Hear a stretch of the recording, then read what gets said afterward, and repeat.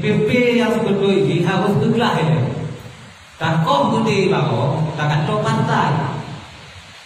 Nyo yang harus pegang kader banyo, takut budi, takkan to pantai.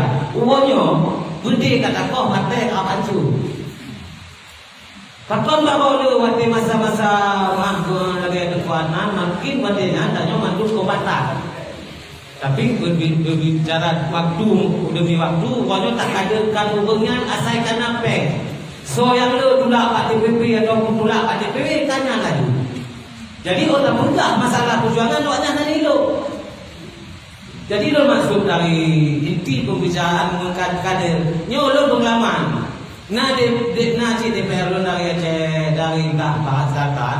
Setelah terpilih hana jopele so yang buat dari pada partai yang ada itu karena hana ada petang ni tak kau putih bawa kan kau partai nyo yang harus diterapkan ini supaya udep gam dia tak gam awalnya sini pegang buat DPR nya kibat dan kekuatan no awalnya ada itu karena penggih kawai tacok bek tutup yang hana hana lu betul umumnya kaya umumnya di to ameja wanyo yang berlaku 18 tahun masalah kita dalam doa itu susah masalah kita dalam 22 nyusul DPR betul mungkin dah kau mau dapat DPR mek DPR itu dong cuma belum mengendong masalah lagi yang dibuka oleh wajib dan orang itu pekadaran wajib tak buka lewat elemen-elemennya kau merdeka partai, bujak pun partai, tujuan mereka, mana ni?